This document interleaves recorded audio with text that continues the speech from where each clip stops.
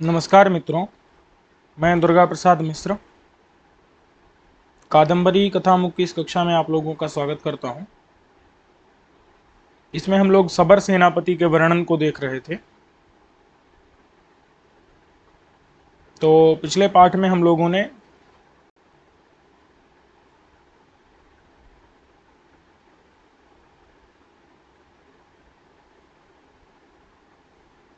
सबर सेनापति के वर्णन को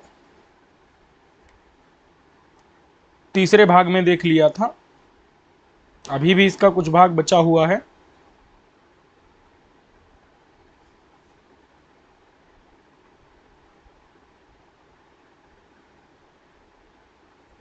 ये जो है हम चौथे भाग में देखेंगे। ठीक है, तो जितने भी द्वितीयांत हैं वो सब सबर सेनापति के विशेषण हैं, ये आपको समझ आ ही रहा है। जैसे यहाँ पर सबर वृंदई परिवृतम, ये जो है किसका विशेषण है? परिवृतम। ऐसा है सबर सेनापति जिसका नाम है मातंग। ठीक है, जो कि अनेक वृत्तांत ही माने अनेक प्रकार के कार्य को करते हुए जो सबर वृंद है यानी कि जो किरातों का समूह, उससे सबर सैनिकों से परिवृत यानी घिरा हुआ है। अब सबर वृंद के जो विशेषण हैं वो सारे तृतीयांत रहेंगे। सबर वृंद यानी कि सबर सैनिकों का जो समूह है, किरातों का समूह है, उसके अनेक विशेषण हैं जो कि तृतीयांत हैं। अनेक वृत्तांत ही जलधर छाया मलिनांबर ही, और ये समुत्खात विधृत गजदंत ही, ये जितने भी तृतीयांत हैं सब किसके विशेषण हैं? ये सभी सबर वृंद के विशेषण हैं, सबर सैन्य के विशेषण हैं, और उससे घिरा हुआ है सबर सेनापति मातंग। ठीक है, तो हम लोग देख लेते हैं इसको कि जो सबर वृंद हैं, सबर वृंद उन सभी के ये विशेषण हैं तृतीयांत। समझे कि नहीं? चलो, तो कैश्चित, कैश्चित यानी कि कुछ। कैश्चित का मतलब क्या है? कुछ कौन? कुछ सबर वृंद, सबर सैनिकों का वृंद यानी समूह, उसने क्या किया हुआ था? तो कह रहे हैं कि गृहीत चमर बाल गजदंत भार ही। गृहीत माने ग्रहण किया हुआ था।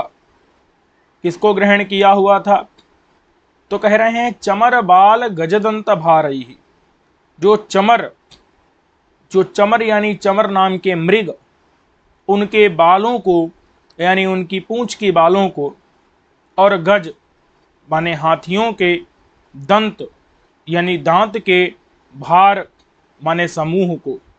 ठीक है, गृहीत मतलब ग्रहण किया था।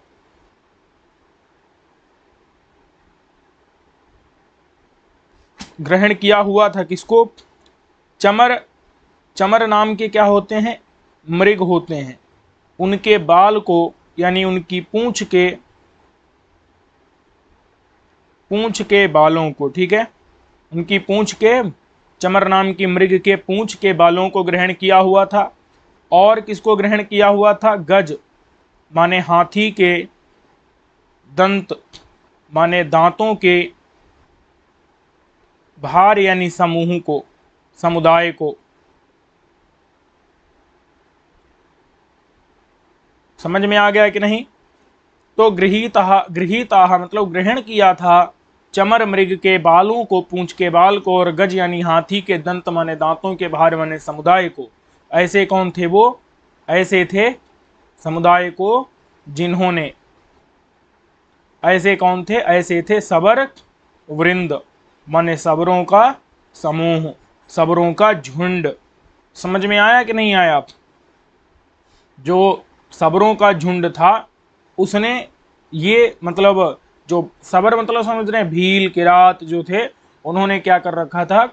उन्होंने हाथी के दांतों के समूह को, क्योंकि हाथियों को मारा था, उन्होंने चमर मृगों को मारा था, तो उनके पूंछ के बालों को इकट्ठा कर लिया था, हाथी के दांतों के, भार माने समूह को इकट्ठा कर लिया था, समुदाय, भार माने समुदाय, हाथी के दांतों के समूह को पूरे इकट्ठा कर लिया था। ठीक है, ऐसे जिन्होंने ग्रहण किया था, ऐसे जो सबर वृंद माने सबरों के समूह, उन सबरों के समूह से, सबरों के समूह से घिरा हुआ कौन था? मातंग नाम का सबर सेनापति था। समझ में आ गया कि नहीं? सबर वृंदों से घिरा हुआ मातंग नाम का सबर सेनापति था, और उसको तोता कह रहा है कि मैंने वैशंपायन ने देखा। ठीक है, तो कैश्चित माने कुछ, कुछ कौन? सबर वृंद, जिन्होंने गृहीत ग्रहण किया था चमर मृग के बाल के पूंछों माने पूंछ के बालों को, और गज माने हाथी के दंत दांतों के भार माने समूह को, ऐसे जो सबर वृंद उनसे घिरा हुआ था मातंग नाम का सेनापति। तो ये जो है हर जगह पर समझ लेना है। तो कुछ ये सबर सेनापति का वर्णन है। कुछ कैश्चित यानी कि कुछ, कुछ सबर वृंद कैसे थे? तो छिद्र पर्णबद्ध मधुपुटैहि। कुछ कैसे थे? छिद्र, एक मिनट, यहां अच्छिद्र है, कैश्चित अछिद्र। देखिए, छिद्र का मतलब होता है छेद, और अछिद्र मतलब होता है छेद रहित। छिद्र माने क्या होता है? छेद, ये छिद्र का अर्थ हुआ। और अ मतलब क्या होता है? रहित। क्योंकि छिद्र रहेगा तो उसमें शहद रहेगा, टिकेगा? नहीं टिकेगा। तो अच्छिद्र माने छेद से रहित, जो पर्ण माने पत्ते के, बद्ध माने बनाए थे, मधुपुट, मधु मतलब शहद रखने के लिए, मधु माने शहद, शहद को रखने के लिए, पुट माने दोना अथवा पात्र। तो कुछ जो सबर वृंद थे, ये सारे तृतीयांत किसके विशेषण है? सबर वृंद के। कुछ सबर वृंद, कैश्चित माने कुछ, सबर वृंद कैसे थे? तो अछिद्र, अछिद्र माने छेद से रहित, जो पर्ण माने पत्ते के, बद्ध माने बनाए थे, मधु माने शहद रखने के लिए, पुट माने दोना पात्र। ठीक है, तो कुछ सबर वृंदों ने क्या बनाया हुआ था? छेद रहित, पर्ण माने पत्ते के, बद्ध माने बनाए थे, मधु माने शहद रखने वाले, पुट माने दोना पात्र बनाए हुए थे। कुछ जो है इस प्रकार के सबर वृंद थे, सबर समूह थे। ठीक है, सबरों का, जो सबरों का माने ऐसा समूह था कुछ, जो क्या कर रहे थे? शहद को ले जा रहे थे, शहद इकट्ठा किए थे तो उसको ले जा रहे थे। बात समझ में आई कि नहीं?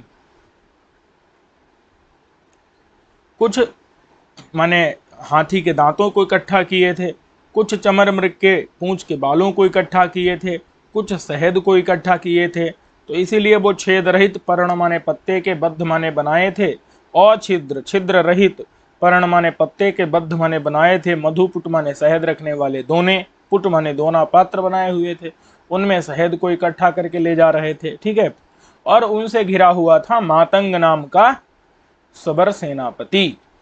अब कह रहे हैं कैश्चित मृगपति भिरिव गजकुंभ मुक्ता फल निकर सनाथ पाणी भी।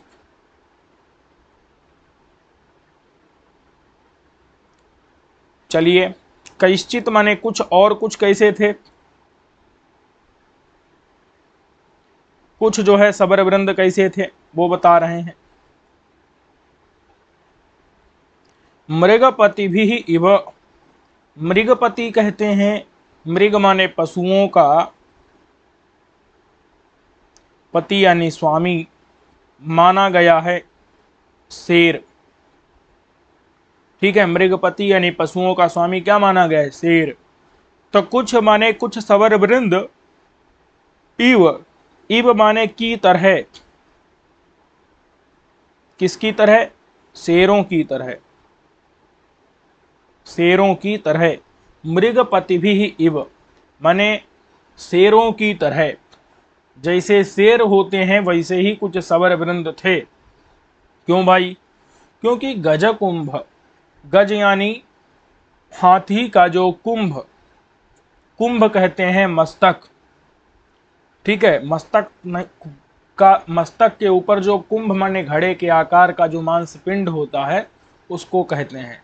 तो इसलिए कुंभ मतलब सरलता से मस्तक समझ लीजिए, मैं आपको पिछले पाठों में बता भी चुका हूं। तो गज यानी हाथी का, कुंभ माने मस्तक, उस मस्तक पर जो मुक्ताफल माने मोती, उन मोतियों का निकर माने जो समुदाय, उस समुदाय से सनाथ माने युक्त है पाणी मतलब हाथ जिनका। अच्छा, अब जो शेर रहते हैं वो भी क्या करते हैं, वो भी हाथी के मस्तक को अपने पंजे से फाड़ देते हैं। तो इसीलिए हाथी के मस्तक में जो मोती रहता है, उस मोती वो शेर के पंजों में, नाखूनों में फंस जाता है। तो इसीलिए शेर भी ऐसे ही होते हैं। और ये सबरों के जो झुंड हैं, समुदाय हैं, उन्होंने भी हाथियों को मार के माथे से मोती निकाल लिया है। तो इसीलिए सबरों के झुंड भी वैसे ही हैं कि उनके भी हाथ में हाथ में हाथी के माथे का मोती है, और शेरों के हाथ माने पंजे में भी हाथी के माथे का मोती रहता है। ठीक है भाई, बता रहे हैं। गज माने हाथी के, कुंभ माने माथे का, मस्तक का, मुक्ताफल माने मोती, मोती एक थोड़े रहेगा, निकर माने बहुत हाथियों का शिकार किया है, तो मोती का जो निकर माने समूह, एक मोती नहीं सैकड़ों मोती, उन समूह, मोती का समूह, उस समूह से सनाथ माने युक्त, पाणी माने हाथ, हैं जिनके, ऐसे हैं कुछ सबर वृंद। कुछ सबर वृंद इस प्रकार के हैं, समझ में आया कि नहीं। जो उन सबर वृंदों से घिरा हुआ मातंग है, कुछ सबर वृंद ऐसे हैं जिनके पाणी माने हाथ, सनाथ माने युक्त हैं, निकर माने समूह से, किसके समूह से, मुक्ताफल माने मोती के। और वो मोती किसका है, तो गज कुंभ का, हाथी के माथे का। तो गज माने हाथी के, कुंभ माने माथों के, मुक्ताफल माने मोतियों का, निकर माने समूह, उन समूह से सनाथ माने युक्त हैं, पाणी माने हाथ जिनके। ऐसे कौन है, सबर वृंद। अब समझिएगा, ऐसे ही शेर भी होते हैं, क्योंकि शेर भी माथा फाड़ देते हैं अपने पंजे से। तो इसलिए मृगपति यानी जो पशु के स्वामी शेर हैं, वो शेर भी वैसे ही होते हैं, क्योंकि शेरों के पाणी मतलब हाथ में, पंजे, नाखून में जो है, हाथी, गज माने हाथी के, कुंभ माने माथे का, मुक्ताफल माने मोती, उसका निकर माने समूह, उससे युक्त रहते हैं। बात समझ में है कि नहीं। शेर के पंजे में भी मोती फंस जाते हैं, जब वो माथा फाड़ते हैं तो मोती निकल करके उनके पंजे के नाखूनों में फंस जाते हैं। तो ऐसे शेर भी हैं, और ऐसे ही ये सबरबृंद हैं, क्योंकि इनके हाथों में भी हाथी के माथे के मोती के समुदाय हैं। बात समझ में आई कि नहीं। तो इस तरह से जो है, शेर की तरह मृगपति भी शेरों की तरह, शेरों के वैसे ही रहते हैं, वैसे इनके भी हैं कि हाथी के माथे के, मुक्ताफल माने मोती का, निकर समूह, उससे सनाथ माने युक्त हैं, पाणी माने हाथ जिनके। बात समझ में है कि नहीं। चलो, ऐसे सबर वृंदों से घिरा हुआ है मातंग नाम का सेनापति। अब कह रहे हैं कि कैश्चित यात उधानैरिव गृहीत पिशित भारैः। कैश्चित माने कुछ, कुछ सबर वृंद कैसे हैं, तो कहते हैं कि यात उधानों की तरह हैं। यात उधान कहते हैं राक्षस को। कुछ सबर वृंद जो है यात उधान मतलब राक्षसों की तरह हैं। ठीक है, तो राक्षस कैसे होते हैं और ये सबर वृंद कैसे हैं, तो इन्होंने गृहीत माने ग्रहण किया है,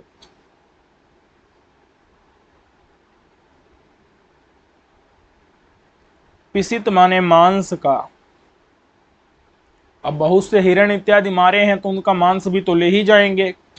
तो उनके मांस का, भार, भार माने समूह, पहले भी आया था, समूह अथवा समुदाय। तो गृहीत माने ग्रहण किया है, पिसित माने मांस का, भार माने समूह, जिन्होंने, ऐसे कौन है, सबर वृंद हैं। बात समझ में आई कि नहीं। इस प्रकार के कौन है, सबर वृंद हैं, सबरों के झुंड हैं, जो सबरों के सैनिकों के झुंड हैं, जिन्हों जो कि मातंग को, अपने सेनापति को घेर करके बैठे हुए हैं। तो कैश्चित माने कुछ, यात उधानैरिव राक्षसों की तरह, क्योंकि राक्षस भी क्या करते हैं, गृहीत माने ग्रहण करते हैं, पिशित माने मांस के, भार माने समूह को, राक्षस भी। और इन्होंने भी गृहीत माने ग्रहण किया है, पिशित माने मांस के, भार माने समूह को, इन्होंने भी ग्रहण किया है। ठीक है, सबर वृंदों ने भी, जिन्होंने, ऐसे कौन है, ऐसे हैं सबर वृंद। अब कह रहे हैं कि कैश्चित प्रमथैरिव केसरी कृतधारी भी, कैश्चित माने कुछ, कुछ सबर वृंद कैसे हैं, कुछ सबर वृंद प्रमथ की तरह हैं। प्रमथ यानी कि शंकर के जो, भगवान शंकर के जो गण रहते हैं ना, सेवक, भगवान शंकर के जो सेवक हैं, जो शंकर के गण हैं, उनको प्रमथ कहते हैं। ठीक है, तो प्रमथ ही इव, प्रमथों की तरह जैसे शंकर के सेवक, शंकर के गण क्या करते हैं, केसरी मतलब शेर की, कृति यानी कि चर्म को, मतलब खाल को, धारी मतलब धारण करते हैं। समझ में आया कि नहीं? धारी भी मतलब धारण करने वाले, धारण करते हैं अथवा धारण करने वाले होते हैं। बात समझ में आई कि नहीं? चलो, तो कहते हैं कि कैश्चित माने कुछ, प्रमथ माने शंकर के जो गण हैं, सेवक हैं, तो उनकी तरह, इव माने उनकी तरह, केसरी कृतिधारी भी माने शेर की कृति माने चर्म खाल को धारी यानी धारण करते हैं। माने शंकर के गण भी क्या करते हैं, शेर की चर्म को धारण करते हैं, और वैसे ही ये सबर वृंद भी क्या है, ये भी केसरी कृतिधारी भी शेर की चर्म माने खाल को धारी यानी धारण करते हैं। कुछ लोग यहाँ केसरी की जगह व्याघ्र पाठ मानते हैं, तो व्याघ्र माने बाघ, कोई दिक्कत नहीं है। ठीक है, तो जो है प्रमथ माने शंकर के गण सेवक जो है वो बाघ के चर्म को धारण करते हैं, तो उसी प्रकार से सबर वृंद भी क्या करते हैं, व्याघ्र यानी बाघ के कृति माने चर्म को, खाल को धारी यानी धारण करते हैं। समझे कि नहीं? बाघ की खाल को खाल समझते हैं ना, त्वचा को धारण करते हैं। इतना समझ में आ गया कि नहीं? अब कहते हैं कैश्चित छपण कैरिव मयूर पिच्छधारी भी, कुछ सबर वृंद कैसे हैं, कैश्चित माने कुछ, सबर वृंद कैसे हैं, तो छपणक की तरह हैं। छपणक मतलब होते हैं बौद्ध अथवा जैन सन्यासी।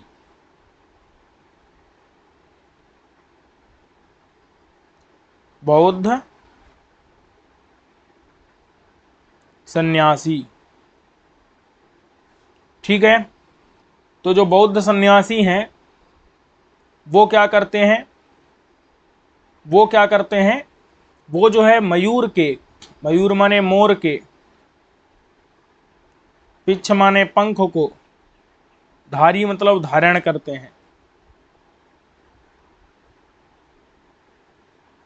धारण करने वाले होते हैं, क्योंकि जो छपणक माने बौद्ध सन्यासी अथवा जैन सन्यासी जो दिगंबर रहते हैं, दिगंबर समझते हैं ना, दिशाएं ही हैं अंबर माने वस्त्र जिनके, दिशाएं ही हैं अंबर माने वस्त्र जिनके, अतिरिक्त कोई कपड़ा नहीं पहनते हैं, यानी नंगे रहते हैं जो।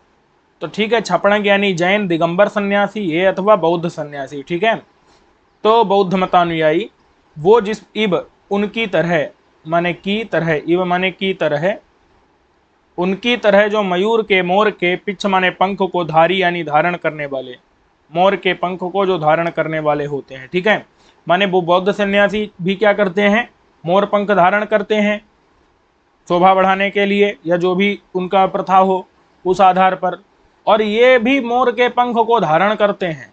लेकिन ये सबर वृंद जो है ना, जो सबरों का समूह है, वो मोर के पंखों को धारण तो करता है, लेकिन धारण इसलिए नहीं करता कि अपने शरीर पर लगाए जो है वो शोभा बढ़ाए ना, वो इकट्ठा करता है। वो मोरों को मार मार के क्या करता है, उनके पंखों को इकट्ठा करता है ताकि उनको बेच सके और लोग उसको खरीद के उपयोग कर सकें, उसका पंखा बना सकें, उसको सिर इत्यादि पर लगा सकें। समझे कि नहीं? तो सबर वृंद क्या करते हैं, वो भी मयूर माने मोर के, पिच्छ माने पंखों को, धारी माने धारण तो करते हैं, लेकिन वो धारण करते हैं मतलब लादते हैं, धारण करते हैं माने लादते हैं, जो है अपने कंधे पीठ पर इकट्ठा करके जो है सैकड़ों मोर पंखों का वो बना करके जो है पोटली बना करके उसको धारण करते हैं। बात समझ में है कि नहीं? माने इकट्ठा करके धारण करते हैं। और ये जो है एक आध मोर पंख जो है अपने जहां भी लगाते होंगे सर इत्यादि में शोभा बढ़ाने के लिए। समझे कि नहीं? चलो, कौन? जो छपणक माने बौद्ध सन्यासी, लेकिन वो भी धारण करते हैं, ये भी धारण करते हैं, बस धारण करने में थोड़ा सा अंतर है। बात समझ में आई कि नहीं? ये ध्यान रखना है, अंतर इतना। अब है कैश्चित शिशु भी रिव काक पक्ष धरई। कैश्चित यानी कि कुछ कैसे हैं, कुछ जो सबर वृंद हैं शिशु की तरह, शिशु यानी कि छोटा बच्चा, बच्चे की तरह। जो बच्चे होते हैं ना वो भी काक के, काक माने कौवा के पंख को धारण करते हैं। तो आपने जब पढ़ा होगा ना पीछे जब चांडाल कन्या का वर्णन आया था, तो चांडाल कन्या के आगे आगे एक पुरुष चल रहा था और पीछे पीछे एक बच्चा चल रहा था, और वह अपने हाथ में पिंजरा लिया हुआ था, पिंजरे में तोता था। तो वो बच्चा अपने सिर के ऊपर काक का पंख लगाए हुए था। ऐसा शब्द आया था, आकुलाकुल काक पक्ष धारिणा, इस प्रकार का आया था। मतलब अस्त व्यस्त जो काक का पंख है, कौवे का पंख है, उसको धारण करने वाला था बच्चा। तो इसलिए बच्चे जो हैं वो काक का पंख धारण करते हैं। बात समझ में है कि नहीं? तो शिशु भी यानी कि जो बच्चे रहते हैं वो भी क्या करते हैं? कौवे के पंख को धारण करते हैं। ठीक है। और ऐसे ही सबर वृंद भी हैं, वो भी काक माने कौवे के, काक माने कौवे के, पक्ष माने पंख को, धर माने धारण करते हैं।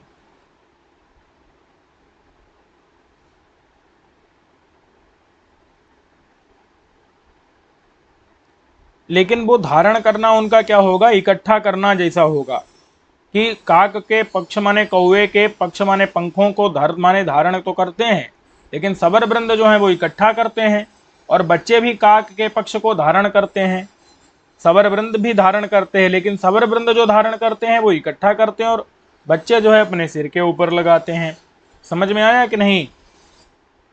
सबर वृंद माने जो सबरों के झुंड हैं, वो कौओं को मार के उनके पंखों को नोच के जो है धारण करते हैं, मतलब एक पूरा वो बना करके उनका समूह बना करके और लाद करके ले जाते हैं। बात समझ में आई कि नहीं? तो काक पक्ष धरई, कौओं के पक्ष माने पंखों को, धर माने धारण करने वाले, शिशु भी माने बच्चों की तरह। थोड़ा सा अंतर है, वो भी समझना पड़ेगा।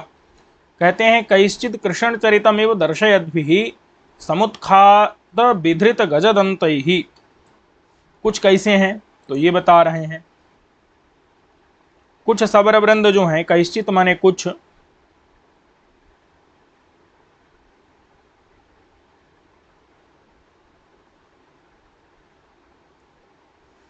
तो देखिए कैश्चित माने कुछ सबर वृंद कैसे हैं, तो कह रहे हैं कि कृष्ण चरितम इव दर्शयद्भिः, कृष्ण के चरित्र को, कृष्ण मतलब भगवान जो कृष्ण थे, भगवान कृष्ण के चरित यानी व्यवहार को, इव माने मानो,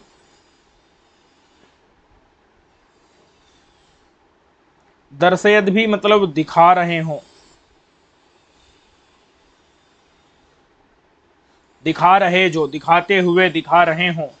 कृष्ण मतलब कृष्ण के चरित माने व्यवहार को, इव माने मानो दिखा रहे हो। कैसे दिखा रहे हो? तो भगवान श्री कृष्ण ने क्या किया था? भगवान श्री कृष्ण ने, भगवान श्री कृष्ण को मारने के लिए कंस ने एक हाथी भेजा था जिसका नाम था कुबलयापीड। कुबलयापीड हाथी को भेजा था। तो भगवान श्री कृष्ण ने उस कुबलयापीड नाम के हाथी को, कुबलयापीड नाम के हाथी को भगवान श्री कृष्ण ने जीत लिया और उसके मतलब उसको मार दिया और उसके दांत को उखाड़ लिया था। बात समझ में है कि नहीं? कुबलयापीड नाम के हाथी को, हाथी और हाथी को चलाने वाला जो रहता है, ठीक है, हाथी चालक दोनों को क्या कर दिया था? मार दिया था और उसके दांत को उखाड़ लिया था। और दांत उखाड़ करके कंधे पर रख करके दांत को फिर जो है कंस के पास पहुंचे थे। तो कैश्चित माने कुछ जो सबर हैं वो क्या कर रहे हैं? कृष्ण के व्यवहार को इव माने मानो, कृष्ण के चरित्र यानी व्यवहार को इव माने मानो, दर्शयत भी माने दिखा रहे हो। कैसे? क्योंकि जैसे भगवान श्री कृष्ण ने क्या किया था, समुत्खात। समुत्खात का मतलब क्या है? उखाड़ लिया था। सम मतलब अच्छे से, उत्खात मतलब उखाड़ दिया था। सम माने अच्छे से, उत्खात माने उखाड़ दिया था।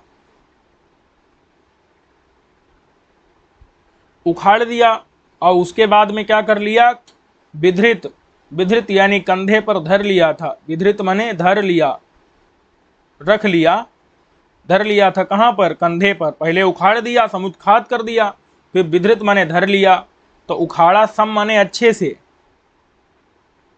अच्छे से उखाड़ दिया और उसके बाद धर लिया। कहां पर? कंधे पर। पहले उखाड़ दिया, तदनंतर कंधे के ऊपर धर लिया। कौन? गज माने हाथी का, दंत माने दांत। बात समझ में आई कि नहीं? भगवान कृष्ण ने क्या किया था? कुवलयापीड नाम के हाथी का समुत्खात माने अच्छे से दांत उखाड़ दिया। पहले अच्छे से उखाड़ दिया। क्या उखाड़ा? दांत उखाड़ा। दांत उखाड़ दिया और उसके बाद विधृत माने कंधे पर धर लिया, उसको रख लिया। इसको गजदंत माने हाथी के दांत को, कुवलयापीड नाम के हाथी के दांत को भगवान श्री कृष्ण ने। उसी प्रकार से ये सब भी क्या करते हैं? जो सबर वृंद हैं वो भी समुत्खात यानी उखाड़ देते हैं पहले हाथी के दांतों को, और फिर विधृत माने उसका भी जो है पोटली बना करके उस आपने लटका लेते हैं, पीठ पर या कंधे पर रख लेते हैं। बात समझ में आई कि नहीं? ये सब भी जो है क्या करते हैं? दांतों को पहले समुत्खात अच्छे से उखाड़ देते हैं और विधृत माने उसके बाद उनको जो है कंधे पर बांध करके धर लेते हैं, गज के दांतों को, हाथी के दांतों को। कौन? सवर वृंद। तो इसलिए सबर वृंद, ऐसा वृंद मतलब समूह, सबर वृंद ऐसे लग रहे हैं कि जो क्या हो? कृष्ण के व्यवहार का मानो दर्शयत भी मने दिखा रहे हो, भगवान श्री कृष्ण के व्यवहार को प्रदर्शित कर रहे हो। क्योंकि उन्होंने भी यही किया था, हाथी दांत को उखाड़ कंधे पर रख लिया था। ये सब भी समुत्खात मने उखाड़ दे रहे हैं, तदनंतर विधृत मने धर ले रहे हैं, गज के दंत मने हाथी के दांतों को अपने कंधे पर। बात समझ में आ गई कि नहीं? और कैसे हैं कुछ भैया सबर वृंद? तो कैश्चित जलदागम दिवसैरिव जलधर छाया मलिनांबरैहि। कुछ ऐसे हैं जो जलदागम दिवसैरिव, जलद कहते हैं बादल को। कैश्चित माने होता है कुछ। कुछ सबर वृंद कैसे हैं? जैसे बादल जो जब आते हैं ना, बादल जब आते हैं, बादल कब आते हैं? बादल वर्षा ऋतु में आते हैं। तो बादल के आगम माने आने के, जलद माने बादलों के आगम यानी आने के, उत्पत्ति के, बादलों के आगम माने आने के, उत्पत्ति के जो दिवस माने दिन होते हैं, दिवस माने दिन होते हैं, उन दिनों की तरह, दिनों की इव माने तरह, दिनों की तरह, दिनों के तुल्य, दिनों के समान। कैश्चित माने कुछ कैसे हैं? जलदागम दिवस की तरह है। जलद माने बादलों के, आगम माने आने के, दिवस माने दिन। जलद माने जल को देने वाले कौन होते हैं? जलद माने बादल। उन बादलों के आगम माने आने के जो दिवस माने दिन हैं, उन दिनों की तरह हैं, इव माने उनकी तरह हैं। कौन? सबर वृंद। और वो सबर वृंद कैसे हैं? तो जलधर छाया मलिनांबरैहि। देखो समझिएगा, जलधर कहते हैं बादल को। बादलों की जो छाया रहती है, बादलों की छाया का मतलब होता है उनकी चमक, उनकी कांति, उनका रंग। तो बादलों की जो छाया मतलब कांति, कांति माने रंग। बादलों का रंग कैसा रहता है? काला काला रहता है। तो जलधर माने बादलों की छाया माने कांति, रंग, उसकी तरह, उसकी तरह मलिन। मलिन मतलब काले, मलिन माने काले। अंबर माने कपड़े, अंबर माने वस्त्र होता है। अंबर का मतलब क्या है? वस्त्र।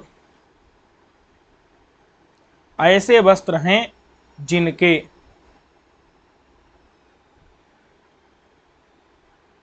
समझ में आया कि नहीं? समझिएगा, ऐसे हैं सवर वृंद। ऐसे कौन हो गए? सवर वृंद। जो कैसे हैं सबर वृंद? तो कहते हैं जलधर माने बादलों की जल माने जल को धारण धारण करने वाले, जलधर माने बादल, उन बादलों की जो छाया है, कांति है, रंग है, उस जलधरों की कांति माने बादलों का जो रंग, जलधर की जो छाया माने रंग, जलधर माने बादल की छाया माने रंग, वो रंग कैसा रहता है? एकदम काला। तो उस छाया की तरह मलिन माने काले काले, छाया की तरह, छाया माने रंग की तरह, कांति की तरह, मलिन माने काले काले, अंबर माने वस्त्र हैं जिनके, ऐसे हैं सबर वृंद। अच्छा, और जब इसी चीज को हम किस में घटाएंगे? जलदागम दिवस में भी यही घटेगा।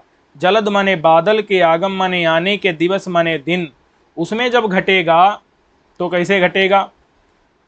तो देखो, जलधर माने तब बादल, बादल के छाया मतलब होता है रंग, बादल के रंग के कारण, मलिन यानी काले, अंबर माने गगन, अंबर माने आसमान। समझ में आया कि नहीं? देखो, अर्थ बदलेगा जब जलद माने बादल के, आगम माने आने के, दिवस माने दिनों की बात की जाएगी। तो जब बादल के आने के दिन होते हैं तो उन दिनों में आसमान क्या हो जाता है? काला हो जाता है कि नहीं हो जाता है? क्यों हो जाता है? क्योंकि बादल के, जलधर माने बादल के रंग, छाया माने रंग के कारण, जलधर माने बादलों की छाया माने रंग के कारण मलिन यानी काले हो जाते हैं अंबर माने आसमान उस समय पर। ये एक अर्थ है। यहां पर हमने की तरह नहीं कहा, क्योंकि यहां वास्तव में बादलों के रंग के कारण काला आसमान हो जा रहा है। मलिन मने काला, अंबर मने आसमान हो जा रहा है। क्यों? जलधर मने बादलों के रंग मने छाया के कारण। कब? जलदागम दिवस, यानी जलद मने बादलों के, आगम मने आने के, दिवस मने दिनों में वास्तव में हो जाता है काला आसमान। लेकिन अगर हम यही सबर वृंद में घटाएंगे तो वहां आसमान थोड़े ही है भाई, ना तो वहां बादल हैं। तो सबर वृंद में जब घटाएंगे, सबर वृंद में जब घटाएंगे तो वहां तो बादल आसमान नहीं है। तो वहां हम ऐसा कहेंगे कि जलधर माने बादलों की छाया माने रंग, कांति, उसकी तरह काले, मलिन माने काले काले, अंबर माने वस्त्र हैं जिनके, ऐसे जो सबर वृंद। ठीक है, समझे कि नहीं? यहाँ की तरह है और वहां की तरह नहीं है, वहां के कारण है, अर्थ करेंगे। वहां बादलों के रंग के कारण काला आसमान हो जाता है, और यहाँ पर बादलों की छाया मने रंग की तरह काले, मलिन मने काले काले, अंबर मने वस्त्र, और वहां अंबर मने आसमान, यहाँ अंबर मने वस्त्र, कपड़े हैं जिनके, ऐसे हैं सबर वृंद। ठीक है, काले कपड़े हैं, काले वस्त्र हैं जिनके, बादलों के रंग की तरह काले वस्त्र हैं जिनके, ऐसे सबर वृंद हैं। अनेक वृत्तांत ही, अनेक वृत्तांतों वाले हैं। अनेक वृत्तांत माने अनेक प्रकार के आचरण हैं उनके, अनेक प्रकार के काम हैं उनके। बहुत से काम उन्होंने, किसी ने कुछ किया, किसी ने कुछ किया, हाथी मारा, किसी ने चमर मृग मारा, किसी ने किसी को मारा। ठीक है, तो अनेक माने बहुत से, वृत्तांत माने आचरण, बहुत से आचरण वाले, बहुत से आचरण हैं जिनके, ऐसे जो सवर वृंद, ऐसे जो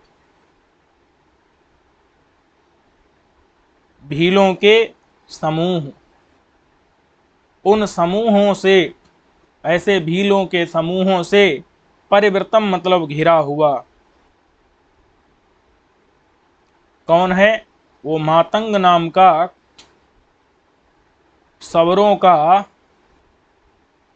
सेनापति है, और उसको मैंने देखा। ठीक है, इतना समझ में आ गया है कि नहीं? चलिए, तो ये कैश्चित माने कुछ सबर वृंद।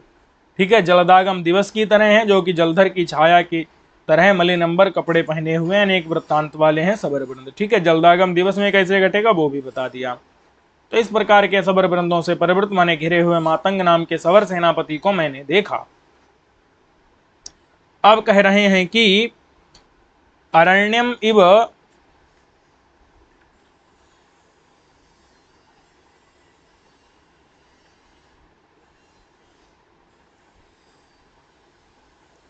अरण्यमिव सखड्ग धेनुकम, अरण्य की तरह।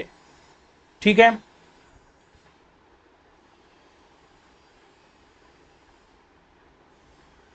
चलिए,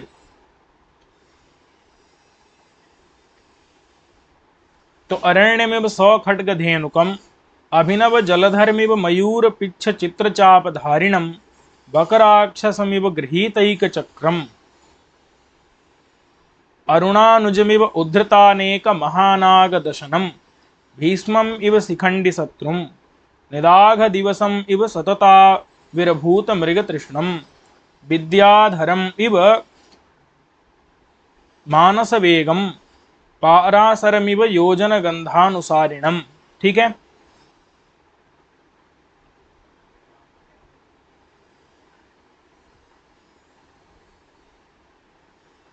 चलो, तो ये जो भी विशेषण है ये किसके विशेषण हो जा रहे हैं? ये विशेषण है मातंग नामानम, मातंग नाम वाले सवर सेनापतिम, सबर सेनापति को अपस्यम माने देखा। ठीक है, तो ये जितने भी विशेषण हैं वो किसके हैं? सवर सेनापति के विशेषण हैं। चलिए अब कहते हैं अरण्यमिव सखड्गधेनुकम, अरण्य की तरह, अरण्य माने जंगल, इब माने की तरह, जंगल की तरह जो सखड्गधेनुक है। अब थोड़ा समझना पड़ेगा यहां पर, जंगल की तरह क्या है? जो सखड्गधेनुक है। तो देखो, खड्ग, खड्ग मतलब क्या होता है? अब यहां पर दो दो अर्थ निकलेंगे, सखड्गधेनुक, धेनुक शब्द के दो अर्थ रहेंगे। ठीक है,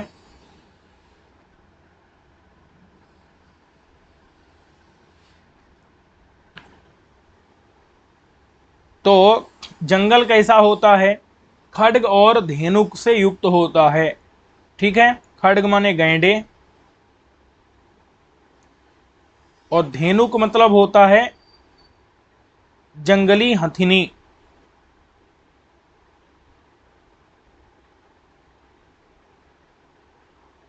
इनसे, गैंडों से और जंगली हथिनियों से सौ माने सहित होता है। कौन? जंगल। जंगल जो है वहां सहित होता है किससे? खड्ग मन, सौ माने सहित होता है खड्ग माने गैंडों से, और धेनुक मतलब जंगली हथिनियों से। समझ में आया कि नहीं? धेनुक यानी जंगली हथिनियां, हाथी की पत्नियां, और खड्ग माने गैंडे, उनसे सौ माने सहित होता है। कौन? अरण्य माने जंगल। तो इब माने जंगल की तरह, यह भी क्या है? सखड्ग धेनुक है। लेकिन ये कैसे है? तो यहां पर खड्ग मतलब तलवार, और धेनुका कहते हैं छुरी, चाकू। तो सौ माने सहित है। कौन? सबर सेनापति। वो खड्ग माने तलवार और धेनुका माने छुरी के सहित है। कौन? सबर सेनापति। समझ में आ गया कि नहीं? सबर सेनापति, जिसका नाम क्या है? जिसका नाम है मातंग। समझ में आ गया कि नहीं? कि अरण्यम माने जंगल की तरह, सखड्ग धेनुक यानी जंगल कैसा है? खड्ग माने गैंडा और धेनुक माने जंगली हथनी के, सौ माने सहित है। और इव अरण्यम, इव माने जंगल की तरह, यह भी सखड्ग धेनुक है। लेकिन इसके पास जो है खड्ग धेनुक मतलब, खड्ग मतलब तलवार है, और धेनुक यानी छुरी है। ठीक है, और उसके ये सहित है। अथवा खड्ग धेनुक शब्द का अर्थ ही छुरी होता है। खड्ग धेनुक का अर्थ भी छुरी होता है, धेनुक माने भी छुरी, खड्ग धेनुक मतलब छुरी। तो हम एक अर्थ हटा सकते हैं, खड्ग धेनुका यानी छुरी। तो छुरी के सौ माने सहित है। कौन? सवर सेनापति मातंग। खड्ग माने तलवार, धेनुका माने छुरी, ऐसा भी कर सकते हैं। अथवा खड्ग धेनुका का अर्थ भी छुरी होता है, तो इसलिए खड्ग धेनुका माने छुरी, सौ माने उसके सहित है, सबर सेनापति मातंग। समझ में आ गया कि नहीं?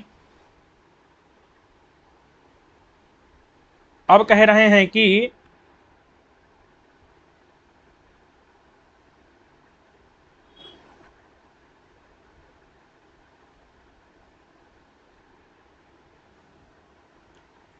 अब देखिए, अभिनव जलधरमिव मयूर पिच्छ चित्रचाप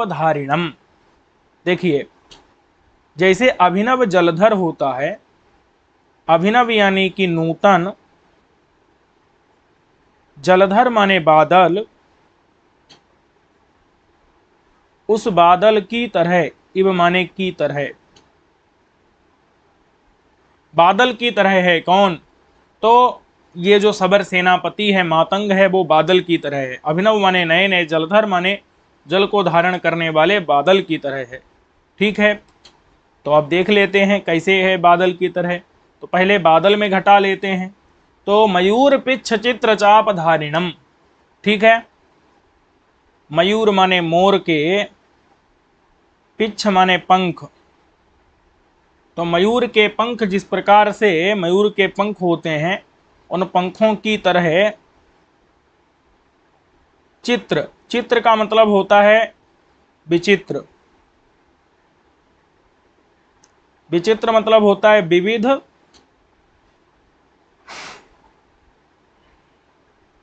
विविध रंग, विविध रंग के चाप कहते हैं धनुष को। अब कल्पना करिए, मतलब कल्पना क्या, सोच देखिए, समझिए कि जो बादल होता है ना, बादल में इंद्रधनुष होता है, ठीक है। जब नूतन बादल रहता है, नया नया बादल बरसता है, तो उस समय पर इंद्रधनुष बनता है, और वो इंद्रधनुष में बहुत से रंग रहते हैं। तो इसीलिए वही बता रहे हैं कि मोर के पंख में भी बहुत से रंग रहते हैं। तो मयूर पिच्छ माने मोर की पिच्छ माने पंख की तरह, चित्र माने विचित्र, विविध रंग के जो चाप हैं, चाप यानी धनुष हैं, धनुष को धारी यानी धारण करने वाला कौन होता है? नूतन बादल होता है। ये विशेषण कहाँ घटाया? अभिनव जलधर में। अभिनव यानी नूतन, जलधर माने बादल में। तो नया जो बादल होता है वो चाप यानी धनुष को धारी माने धारण करने वाला होता है। धनुष मतलब इंद्रधनुष, तो चाप माने इंद्रधनुष, जो कि चित्र होता है, माने विचित्र माने विविध रंग का होता है इंद्रधनुष। उस इंद्रधनुष, चाप माने इंद्रधनुष को धारी माने धारण करने वाला होता है कौन? नया नया बादल। और वो इंद्रधनुष कैसा होता है? तो कहते हैं मयूर पिच्छ की तरह, मोर के पिच्छ माने पंख की तरह, मोर के पंख की तरह जो है, चित्र माने विविध रंग का, चाप माने धनुष, उस धनुष को धारी यानी धारण करने वाला होता है कौन? नूतन बादल। नया जो है बादल यानी नूतन, जलधर, अभिनव माने नूतन, जलधर माने बादल। और उसी बादल की तरह कौन है? सबर सेनापति है। उसी की तरह कौन है? उसी की तरह जो है, बादल की तरह क्या है? सबर सेनापति है। ठीक है, अब कहते हैं सबर सेनापति है, उसमें कैसे घटेगा?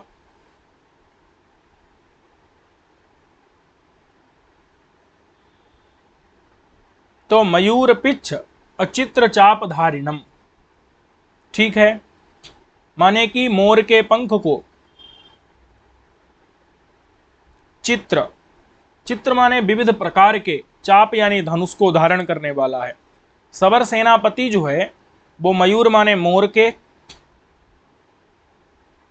पिच्छ माने पंख को,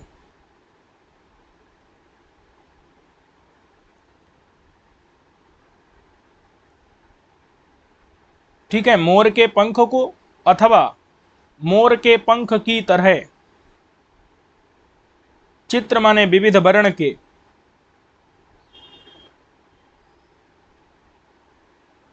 चाप यानी धनुष को, वहां धनुष इंद्रधनुष है, यहां जो है चाप माने इंद्रधनुष है, और यहां चाप माने धनुष है, उस धनुष को धारी यानी धारण करने वाला। समझ आया कि नहीं आया? कि मयूर माने मोर के पिच्छ माने पंख को धारण करने वाला, अथवा मयूर पिच्छ माने मोर के पिच्छ माने पंख की तरह, चित्र माने विविध रंग के, चाप माने धनुष को धारी यानी धारण करने वाला है कौन? सबर सेनापति, मातंग। समझ में आ गया कि नहीं? जैसे अभिनव जलधर रहता है, नूतन बादल जो है मोर के पंख की तरह, चित्र माने विचित्र, विविध वर्ण के, चाप माने धनुष को धारण करता है, मैंने उसमें भी विविध प्रकार के इंद्रधनुष बन जाते हैं नए बादल में। तो उसी प्रकार से सबर सेनापति भी चित्र माने विविध रंग के, चाप माने धनुष को धारी धारण करने वाला है, और मयूर के पंख की तरह विविध रंग के धनुष को धारण करता है, अथवा मयूर पंख को भी धारण करता है, और चित्र माने विविध प्रकार के चाप यानी धनुष को धारण करने वाला है। ठीक है। अब कहते हैं बकराक्षसमिव गृहीतैक चक्रम।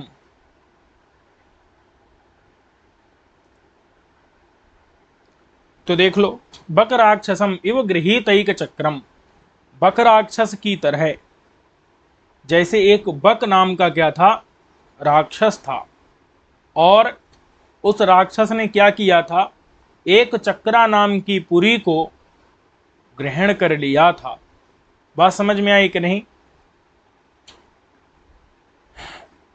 एक चक्रा नाम की क्या थी, कोई नगरी थी, उस नगरी को बक नाम के राक्षस ने क्या कर लिया था, उसने जितने भी पुरी में लोग थे उन लोगों को मार दिया था।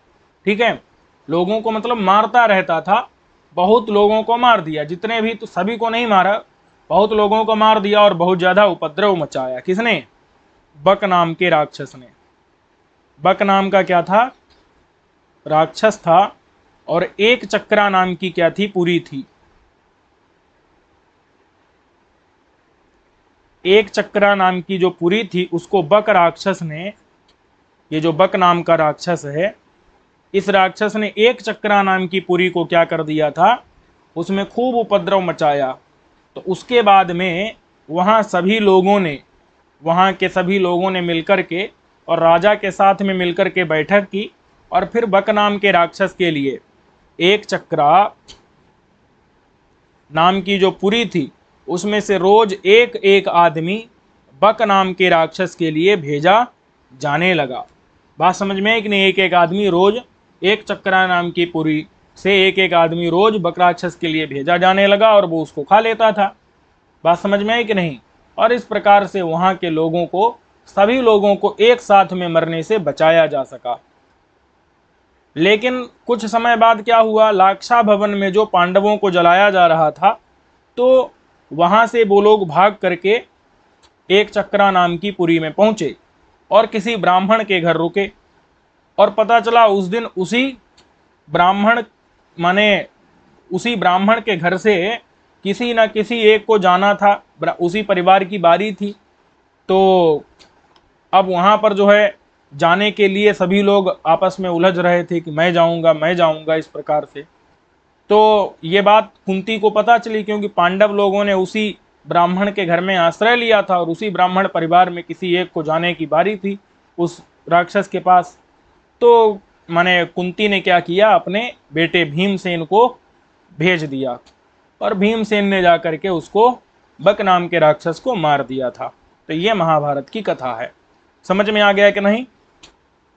बक राक्षसम इव, बक राक्षस की तरह, बक राक्षस इव माने की तरह, जैसे बक राक्षस ने क्या कर लिया था, गृहीत एक चक्रा, गृहीत मतलब ग्रहण कर लिया था, ग्रहण कर लिया था मतलब अपने अधीन कर लिया था।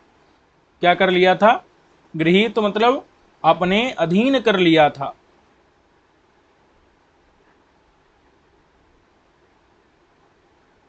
किसको? एक चक्रा नाम की नगरी को,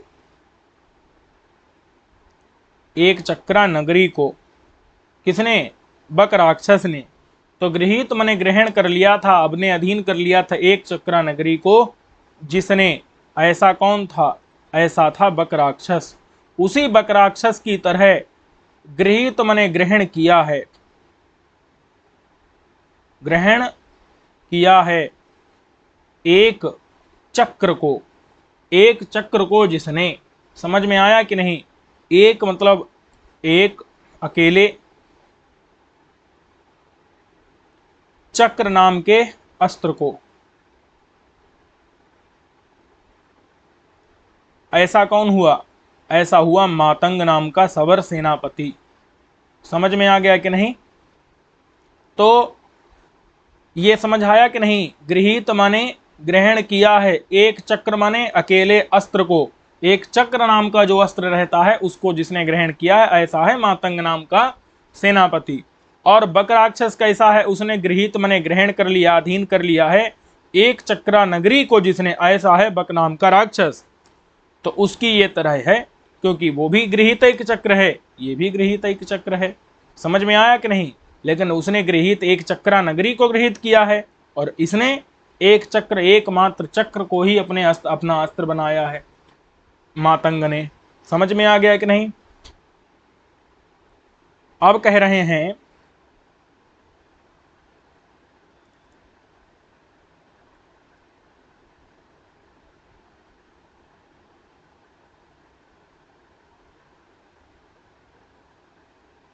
तो अरुणानुजमिव उद्धृतानेक महानाग दशनम।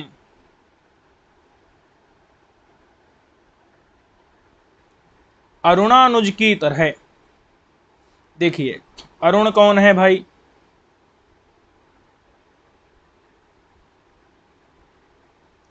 अरुण जो है विनता का पुत्र है अरुण, और उसका अनुज कौन है? उसका अनुज है गरुड़। अरुण सूर्य का सारथी,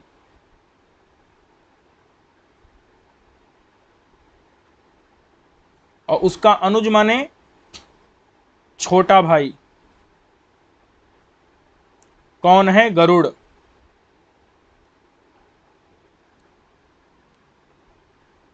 समझ में आ गया कि नहीं? क्या आया?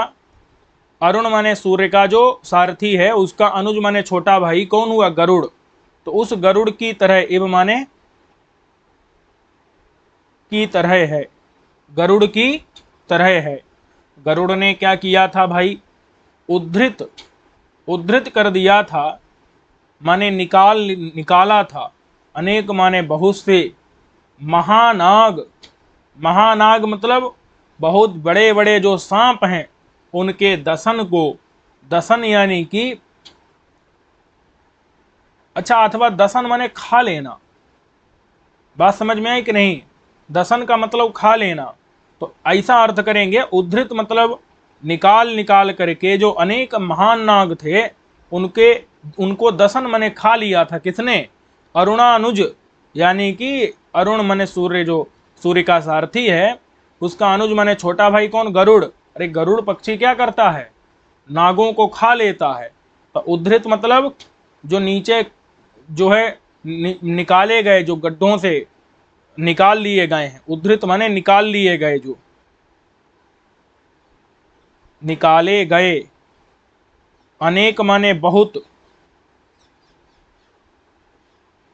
जो महानाग हैं। विशाल नाग माने सांप हैं, उद्धृत माने निकाले गए, अनेक माने बहुत से, महानाग मतलब महान विशाल जो नाग माने सांप हैं, उन सांपों को, दसन माने खाने वाला, खाने वाला, उनको खा लेने वाला है कौन? अरुण का अनुज माने गरुड़ का, जो गरुड़ है। समझ में आया कि नहीं? अरुण माने सूर्य का सारथी, उसका अनुज माने छोटा भाई गरुड़ पक्षी। वो पक्षी ने क्या किया? उद्धृत माने निकाले गए, अनेक माने जो बहुत से महान नाग विशाल सांपों को दसन माने खा लिया है। उनको निकाल निकाल करके क्या कर लिया? उनको अपनी चोंच से जो है गरुड़ मार मार करके उनको खा गया। ठीक है? दशन मतलब खा गया, खाने वाला, भक्षण कर गया, उनको खा गया। ठीक है? तो ये हो गया गरुड़ का विशेषण। और यही जाएगा किसमें? यही जाएगा उसमें, क्या नाम है, सबर सेनापति मातंग में। मातंग कैसा है भाई? वो उसने भी कुछ किया है। क्या किया है? उद्धृत, उद्धृत मतलब उखाड़ लिया है, अनेक माने बहुत से, महानाग, महा मतलब विशाल, नाग मतलब होता है हाथी, उन हाथियों के दसन माने दांतों को। उद्धृत मतलब उखाड़ लिया।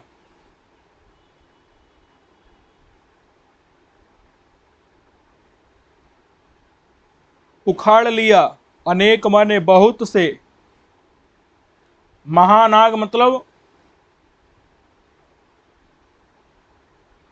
विशाल, नाग माने हाथी भी होता है, हाथियों के दशन यानी दांतों को।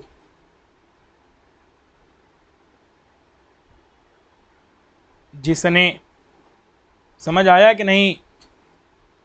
कि उद्धृत माने उखाड़ लिया है, उद्धृत माने उखाड़ लिया है, अनेक माने बहुत से, महानाग, महा मतलब विशाल, नाग माने हाथी।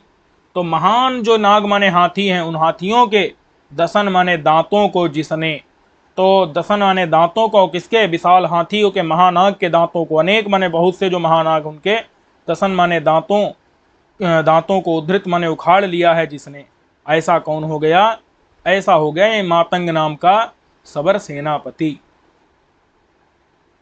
समझ में आया कि नहीं? ऐसा हो गया ये सबर सेनापति।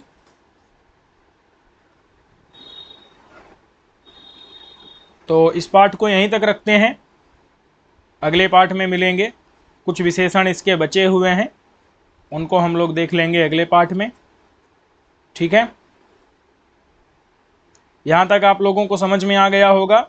उद्धृत माने उखाड़ लिया, अनेक बहुत से, महानायक विशाल हाथियों के दसन माने दांतों को जिसने, इस प्रकार का है ये मातंग नाम का सबर सेनापति। ठीक है, इसको यहीं तक रखते हैं। सर्वेभ्यो नमो नमः।